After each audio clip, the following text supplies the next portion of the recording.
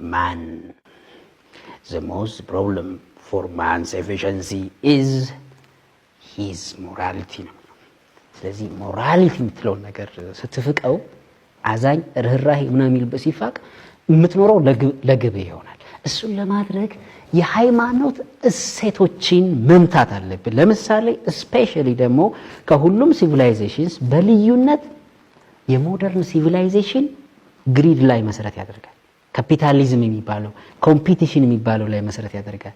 ስለዚህ ይሄንን ኮምፒቲሽን ለማጥፋት ለማበልጸግ ለማለምለም ክርስቲያኒቲ፣ ኢስላም፣ ጁዳይዝም በዋናነት ሶስቱ እምነቶች ከፍተኛ የሆነ የሞራል አቅም አላቸው።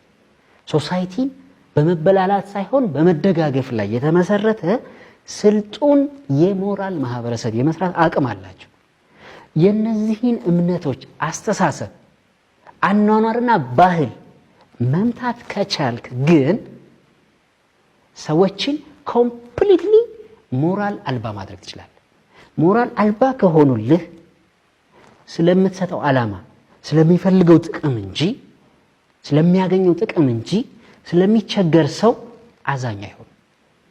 ስለዚህ ዳይሬክትሊ ማየት ያለብን ማስመርም ያለብን ተመልካቾችን በደንብ አስምረው መረዳት ያለባቸው ነገር ለምሳሌ ሰዶማዊነት 100% አልስማማም። በሰዶማዊነት የማልስማማው ኋላ ቀር ባህላዊ ልማዳዊ ምናምን በመሆን አይደለም።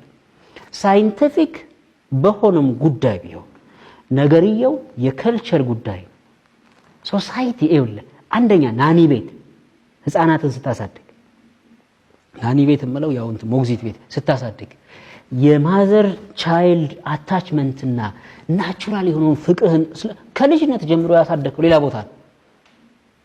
ምን ያህል ለልጅ ምን ብለን መስዋዕትነት የምትከፍለው አንዴ ፈግቼ እኮ ነው ያሳደግኩ ይሉና እናቶቻችን ፈግተው ደክመው በሚከፍሉት መስዋዕትነት መጠን ነው ፍቅርን የሚያገኙት።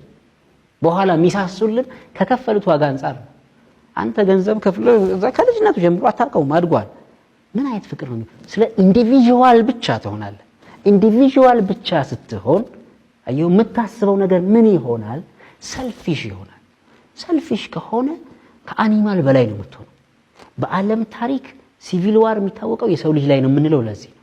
ሲቪል ዋር የእርስ በርስ አንበሳ ከአንበሳ ጋር የተጣላበት የሲቪል ዋር ታሪክ የለም። በግ ከበግ ጋር፣ ድመት ከድመት ጋር ይጣላል። የሰው ልጅ ግን ከሰው ልጅ ጋር በመጣላት ብቸኛ ፍጡር እርስ በርስ አዘ ሴም ታይም ማሰብ ይችላል የምንለው ልጅ ነው የሚጣላው። አዘ ሴም ታይም ማሰብ በቻለ ቁጥር ነው የሚጣላው።